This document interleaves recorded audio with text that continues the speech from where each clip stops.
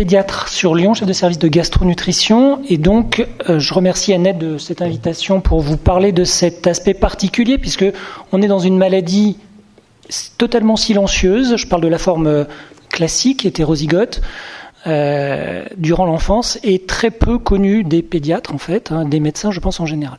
Diapositive s'il vous plaît. Ça, c'est pour commencer juste un état des lieux de ce qui existe en Europe actuellement en termes de programmes de dépistage. Sur la diapo de gauche, en jaune sont les pays où il n'y a pas de dépistage systématique organisé. En rouge, les pays où il y en a, donc la Slovénie qui a été évoquée tout à l'heure, depuis les années 95-97. Et en orange, les études en cours actuellement, souvent à très grande échelle, études pilotes pour évaluer l'impact d'un dépistage, le coût, l'efficacité d'un dépistage universel. C'est-à-dire on va dépister totalement une tranche d'âge, une population dans son ensemble. Sur la diapo de droite, ça se colore un peu plus, et là on a intégré les programmes en rouge, les programmes nationaux de dépistage qui peuvent être simplement, entre guillemets, en cascade, qui était évoqué tout à l'heure, donc on va en reparler assez parce que c'est un enjeu important. Une personne présente un accident cardiovasculaire, à partir de ce cas index de cette personne, on va les remonter ou descendre dans la généalogie pour voir les apparentés s'ils sont atteints également. Ça peut être ça ou ça peut être une combinaison des deux. Et là, en orange, ce qui est intéressant, c'est de voir que actuellement, depuis 4-5 ans, beaucoup de pays, l'Angleterre, l'Espagne, l'Allemagne, la Bavière, se dotent d'études à grande échelle pour évaluer, alors sur des modalités différentes selon l'organisation des soins du pays en question, on y reviendra tout à l'heure. Et donc la France reste en jaune pour l'instant. Diapositive. Alors pour essayer de rattraper ce retard, qu'est-ce qu'on peut proposer ? Eh bien, il faudrait idéalement, alors bien sûr, une volonté politique en termes de santé publique, bien entendu, mais sur le terrain, il y a deux freins principaux et je pense que c'est important de les souligner. Tout d'abord, obtenir une exhaustivité du dépistage. Si on parle de dépistage universel, à quel âge, comment ? Il y a le dépistage néonatal qui existe, mais pour lequel on a actuellement encore, alors ça va peut-être se lever dans les années qui viennent, des difficultés d'interprétation des taux de cholestérol qui sont assez variables, avec des chevauchements avec les valeurs saines des patients sains sur cette période très précoce.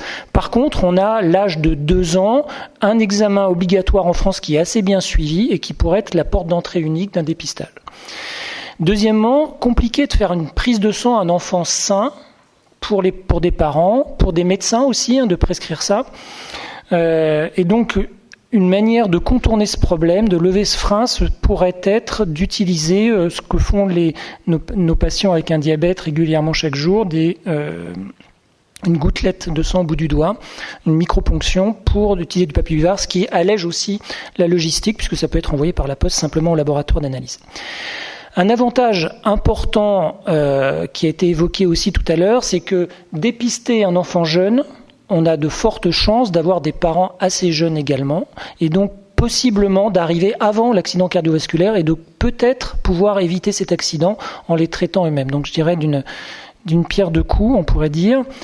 Et ça, c'est un élément important. Et donc, pour arriver à ça, c'est finalement la combinaison d'un dépistage universel. Je pense qu'il ne faut pas opposer ces deux techniques et d'un dépistage en cascade, l'association de ces deux qui permettent d'avoir la plus grande efficacité avec une réduction de la mortalité importante. On va le voir sur une diapo après. Le traitement, la prise en charge chez les enfants, c'est un trépied comme chez l'adulte pour avoir un équilibre solide. Le traitement médicamenteux, on le met en premier, même si c'est pas forcément celui qu'on va débuter chez le très jeune. Je parle encore une fois de la forme classique, la forme hétérozygote. Ce traitement médicamenteux, ce sont les statines, donc plein de classes différentes qui font réduire de manière drastique le mauvais cholestérol, le LDL, de presque de la moitié, 40%, avec très peu d'effets secondaires, souvent transitoires, et un coût de traitement faible. Donc beaucoup d'avantages pour ce traitement qui est ancien maintenant, avec lequel on a beaucoup de recul. La molécule probablement la plus prescrite au monde, avec des observatoires très très fournis. L'hygiène de vie, le tabagisme, la prévention du tabagisme. Alors les petits, quand ils ont 8-10 ans, ils disent « Oh, bien sûr, on ne va pas fumer », mais les ados, c'est un peu plus compliqué. Mais en tout cas, de leur faire prendre conscience, de pouvoir parler de ça avec leurs copains, leurs copines, pour que cette cette habitude, ce viatique pour rentrer dans le groupe puisse être contourné et mis en avant par souvent finalement la prévention du groupe lui-même qui a pris conscience que cette personne-là spécifiquement est particulièrement à risque.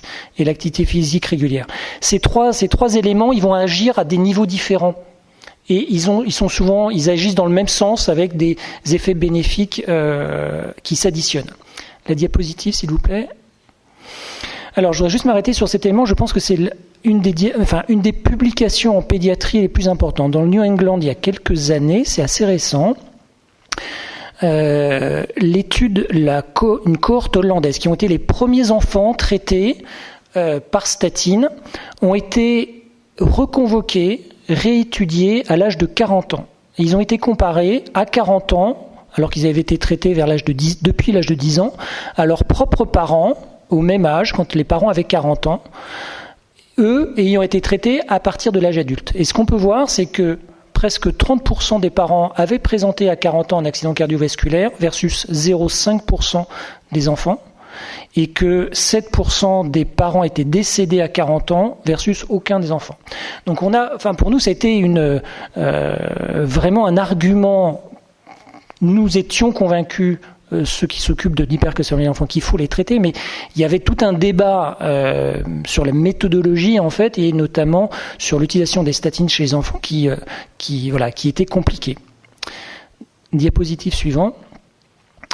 Et donc concrètement, de quoi avons-nous besoin pour avancer pour essayer de mettre un peu de couleur sur notre carte jaune de la France? On peut discuter, mais on peut imaginer une avance progressive avec une étude pilote nécessaire. 10 000 enfants, ça peut paraître beaucoup, mais ça a déjà été fait dans plusieurs pays, et avec des médecins de première ligne, médecins généralistes et pédiatres, pour permettre, avec un dépistage systématique, par exemple à l'âge de 2 ans, au moment de la réalisation du certificat obligatoire, de dépister les enfants et du coup les parents associés.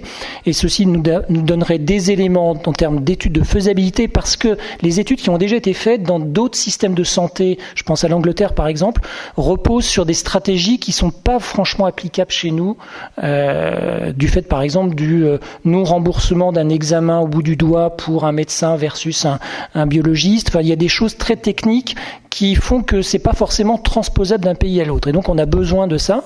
L'autre chose, c'est que ça nous donnera, nous, des informations scientifiques aussi sur comment est l'état de santé d'une population à 2 ans en termes de cholestérol, et de vérifier les taux épidémiologiques. On a vu tout à l'heure les 70% de dépistage dans les années 2010 en Hollande. En fait, c'est pas 70%, c'est la moitié, parce que à cette époque-là, on pensait qu'il y avait un patient sur 500, une personne sur 500 atteinte, c'est une personne sur 250 à 350. Donc ceci serait une première étape pour aller après à une étape en grandeur réelle au niveau d'une région par exemple, pour pouvoir ensuite envisager éventuellement une généralisation des dépistages. Voilà un petit peu les idées du comité scientifique qui accompagne l'association ANET.